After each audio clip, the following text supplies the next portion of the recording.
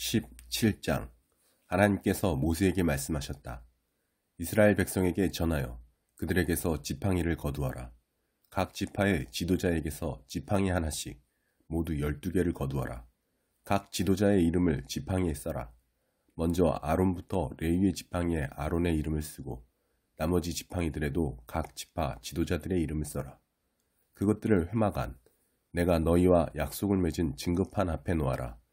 그러면 내가 선택하는 사람의 지팡이에서 싹이 날 것이다.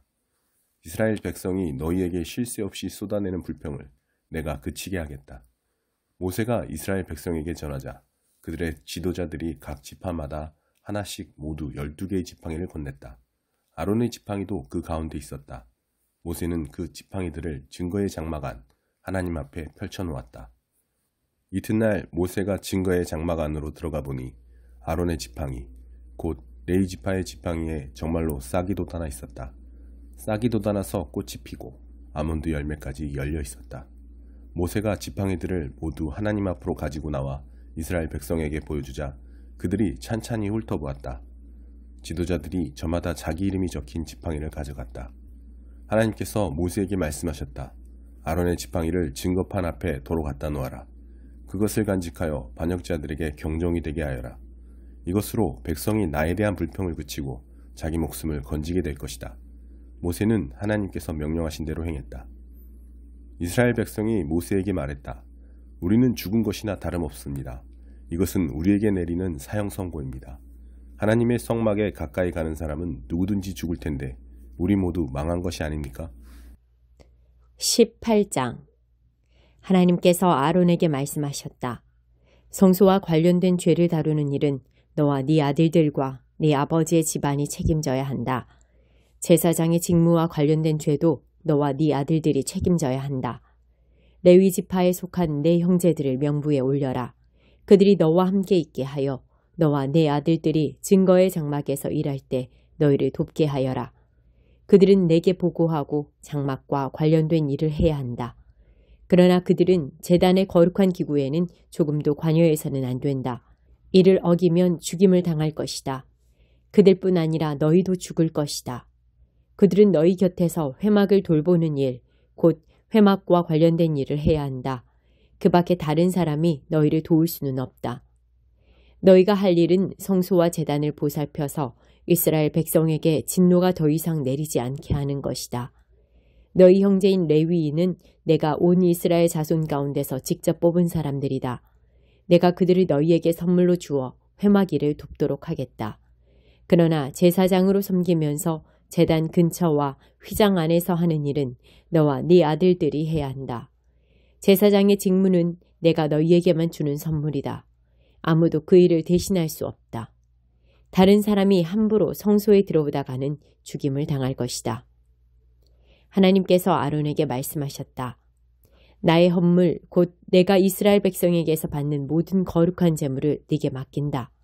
그것들을 너와 네 자녀의 몫으로 주어 네가 개인적으로 쓸 수 있게 하겠다.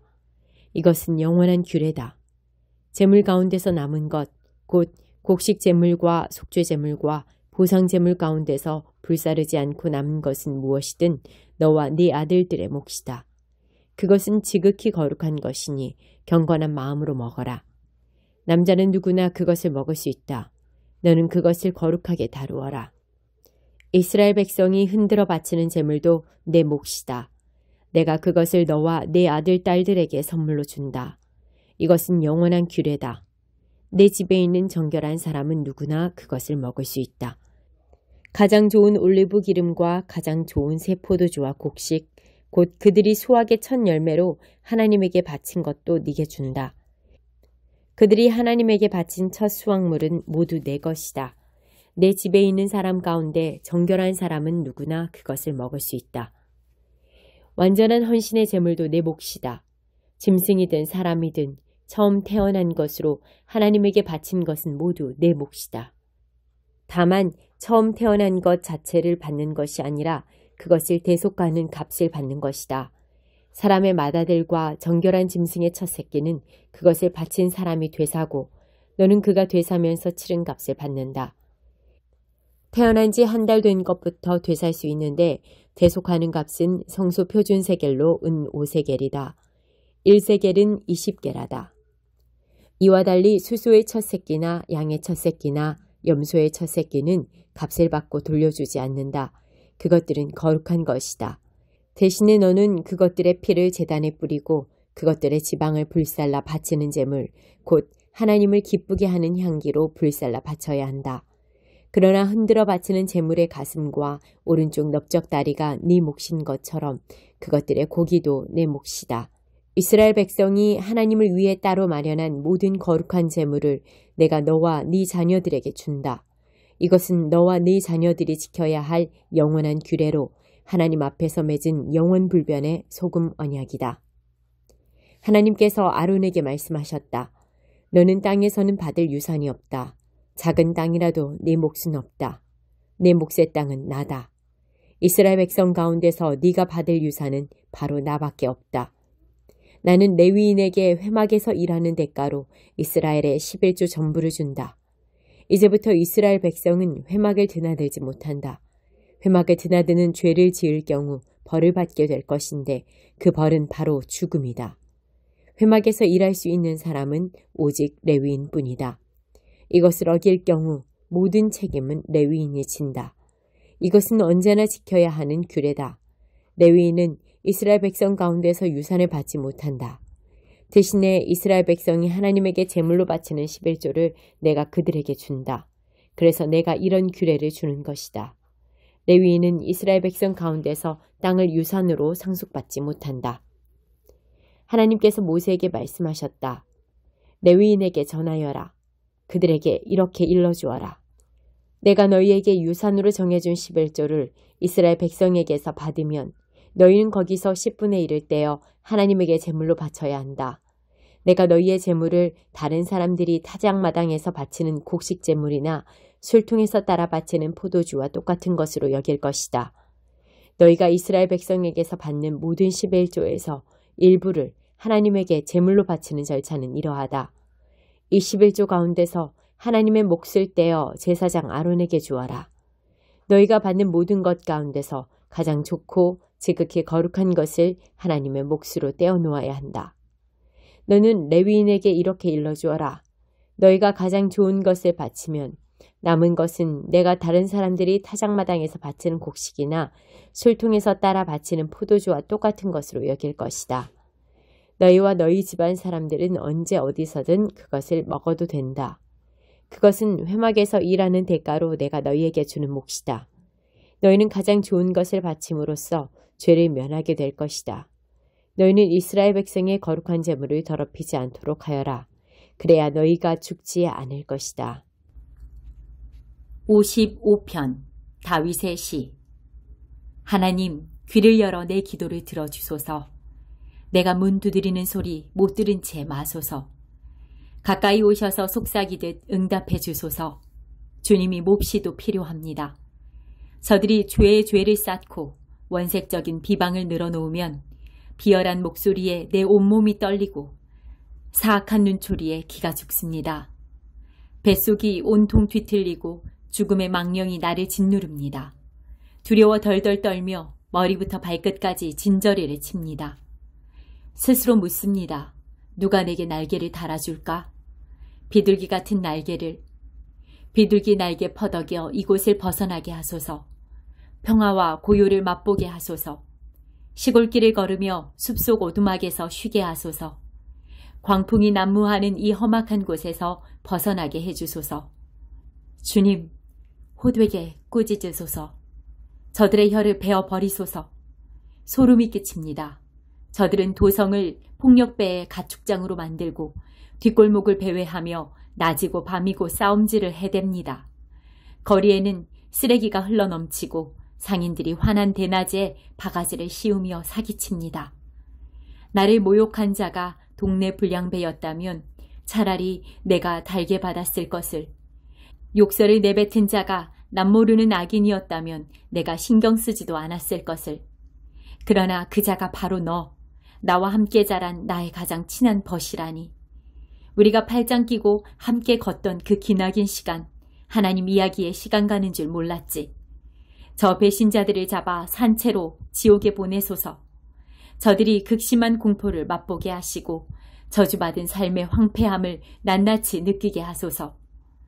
내가 하나님을 소리쳐 부르면 하나님께서 나를 도우시리라. 내가 깊은 한숨 내쉬면 해질녘이나 동틀녘에도 한낮이라도 그분께서 들으시고 구해주시리라. 수천 명이 늘어서 나를 대적하는 위험 속에서도 내 생명 안전하고 아무 이상 없구나. 하나님께서 내 탄식 들으시고 판결을 내리시리니 저들의 코를 납작하게 하시리라. 그러나 죄의 습관이 굳어진 저들, 하나님을 무시하는 저들 결코 변하지 않으리.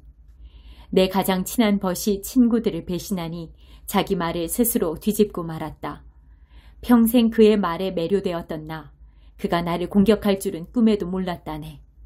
음악처럼 아름답던 그의 말이 빗으로 변해 내 마음을 찌르다니. 너의 근심 하나님의 어깨 위에 올려놓아라. 그분께서 너의 짐 지고 너를 도우시리라. 선한 이들이 쓰러져 파멸하는 것을 그분 결코 그대로 두지 않으시리라. 하나님, 저들을 진흙탕 속에 던져버리소서. 살인과 배신을 일삼는 저들의 수명을 절반으로 줄이소서. 나는 주님만 믿습니다. 7장. 우시아의 손자여 요담의 아들인 아하스가 유다의 왕으로 있던 때에 아람 왕 르신과 르말리아의 아들인 이스라엘 왕 베가가 예루살렘을 공격했으나 성공하지 못했다. 아람과 에브라임, 이스라엘이 동맹을 맺었다는 사실이 다윗 왕실에 전해지자 아하스와 백성은 크게 동요했다. 그들은 사시나무 떨듯 떨었다. 그러자 하나님께서 이사야에게 말씀하셨다. 가서 아하스를 만나라. 내 아들 스알야숲, 남은 자가 돌아오리라를 함께 데리고 가거라. 성의 남쪽 공중 빨래터로 가는 길인 밑저수지의 수로 끝에서 그를 만나 이렇게 전하여라. 내 말을 듣고 진정하여라. 두려워하지 마라. 다 탄 막대기에 불과한 그 둘, 아람의 느신과 르말리아의 아들을 두려워할 이유가 없다. 큰 소리 치지만 그들은 아무것도 아니다. 아람이 에브라임의 르말리아의 아들과 더불어 너를 해칠 계략을 꾸몄다. 가서 유다를 치자. 결단내서 우리 것으로 삼고 다브엘의 아들을 꼭두각시 왕으로 세우자며 둘이 공모했다. 그러나 주 하나님께서 말씀하신다. 결코 그렇게 되지 않을 것이다. 아람의 수도는 다마스쿠스고 다마스쿠스의 왕 르신은 그저 인간에 불과하기 때문이다. 에브라임도 65년이 지나기 전에 나라가 망해 돌무더기밖에 남지 않을 것이다. 에브라임의 수도는 사마리아이고 사마리아의 왕은 고작 르말리아의 아들에 불과하다. 너희가 믿음 안에 굳게 서지 않으면 도무지 제대로 서지 못할 것이다. 하나님께서 아하스에게 다시 이렇게 말씀하셨다. 내 하나님에게 표징을 구하여라. 무엇이든 구하여라. 통 크게 구하여라. 하늘의 달이라도 구하여라. 그러나 아하스가 말했다. 아닙니다. 나는 하나님께 그런 요구를 하지 않을 것입니다. 이사야가 그에게 말했다. 다윗 왕시려 잘 들으십시오. 그대들은 소심과 위선에 불과한 경건으로 사람들을 지치게 만들고 그곳으로 모자라서 이제는 하나님까지 지치게 만들고 있습니다. 그러니 주께서 친히 그대들에게 표징한 날을 주실 것입니다. 두고 보십시오. 처녀인 한 소녀가 잉태하게 될 것입니다. 그녀는 아들을 낳고 그의 이름을 임마누엘, 하나님이 우리와 함께 계신다이라 할 것입니다.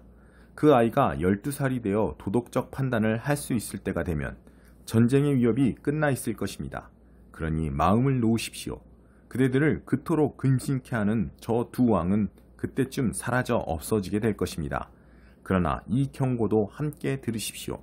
하나님께서는 왕과 백성과 이 왕실에 에브라임이 유다를 떠나 나라가 두동강 났던 그때 이래로 가장 혹독한 심판을 내리실 것입니다. 아시리아의 왕이 올 것입니다. 그때가 되면 하나님께서 이집트 나일강 원류의 파리떼를 부르시고 아시리아 땅에 벌떼를 불러오실 것입니다. 그것들이 와서 이 나라 구석구석까지 쓸어버릴 것입니다. 무엇으로도 그것들을 막을 수 없을 것입니다. 또 때가 되면 주께서 유프라테스강 저편에서 빌려온 면도칼, 아시리아 왕을 말한다. 면도칼을 가지고서 너희 머리와 음부의 털을 다 밀어버리실 것이다. 너희는 발가벗겨져 수치와 치욕을 당하게 되리라. 그분께서 너희 수염을 다 밀어버리실 것이다. 그때 살아남은 자들은 소 1마리, 양 2마리만 있어도 자신을 행운아로 여길 것이다.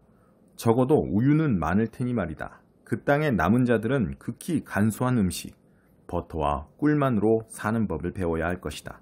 그것이 다가 아니다. 좋은 포도원들이 지천이던 수천 개도 넘었던 수억 가치의 포도원들.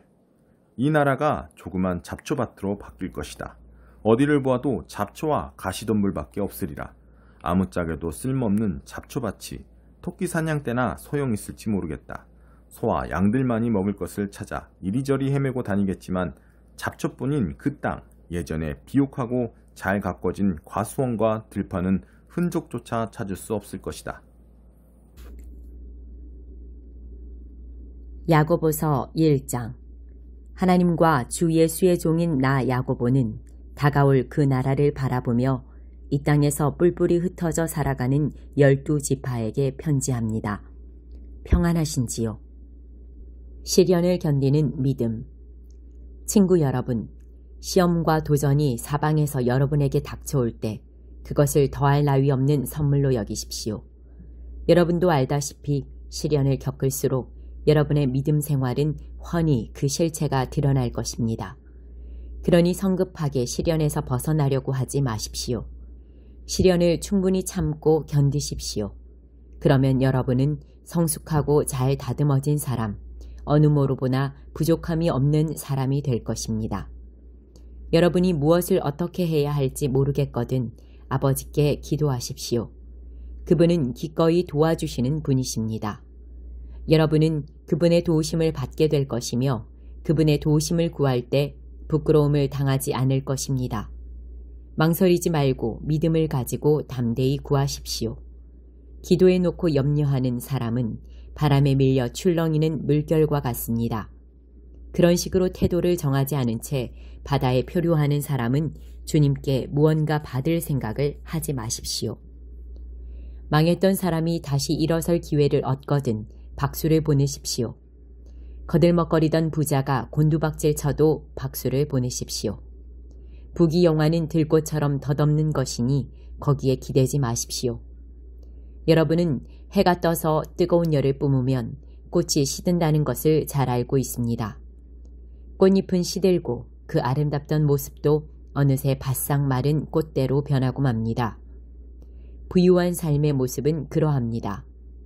부유한 삶은 모든 사람이 바라보면서 감탄하는 순간에 온데간데 없이 사라지고 맙니다. 시련을 정면으로 맞서서 견뎌내는 사람은 대단히 복된 사람입니다. 그렇게 성실하게 하나님을 사랑하는 사람은 생명의 상급을 받을 것입니다. 악에 빠질 위험에 처한 사람을 보거든 하나님이 나를 넘어뜨리려 한다고 함부로 말하지 못하게 하십시오.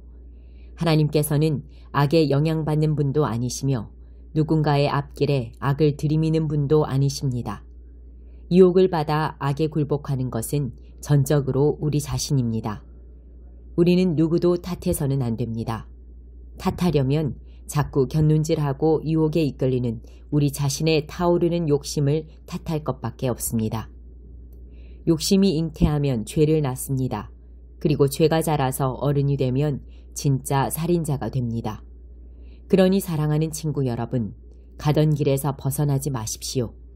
모든 바람직하고 유익한 선물은 하늘로부터 옵니다. 빛의 아버지로부터 폭포처럼 하염없이 내려옵니다. 하나님께는 속임수나 겉과 속이 다르거나 변덕스러운 것이 전혀 없습니다. 그분께서는 참된 말씀으로 우리를 소생시키시고 우리를 모든 피조물의 머리로 삼아 돋보이게 하셨습니다. 들은 그대로 행하십시오. 사랑하는 친구 여러분, 사람들이 모이는 곳마다 이렇게 알리십시오. 귀를 앞세우고 혀가 뒤따르게 하고 분노는 한참 뒤처지게 하라고 말입니다. 사람이 화내는 것으로는 하나님의 의를 자라게 할 수 없습니다. 모든 악덕과 암과 같은 악을 쓰레기통에 던져버리십시오. 그저 마음을 겸손하게 하여 우리의 정원사이신 하나님께서 여러분을 말씀으로 조경하셔서 여러분의 삶을 구원의 정원으로 만드시게 하십시오. 말씀을 한 귀로 듣고 다른 귀로 흘려보내면서도 자신은 말씀을 듣는 사람이라고 스스로 속이는 일이 없게 하십시오. 들은 그대로 행하십시오. 듣고도 행하지 않는 사람은 거울을 흘끗 들여다보고 떠나가서는 금세 자기가 누구이며 어떻게 생겼는지 전혀 알지 못하는 사람과 같습니다. 그러나 계시된 하나님의 권고, 자유를 주는 삶을 흘끗이라도 살피고 거기서 떠나지 않는 사람은 마음과 머리가 산만하지 않으며 행동으로 옮기는 사람입니다. 그런 사람은 그 행함으로 기쁨과 확신을 얻게 될 것입니다. 그럴듯한 말로 경건한 척하는 사람은 자기를 속이는 자입니다. 그러한 경건은 자기 자랑이자 허풍일 뿐입니다.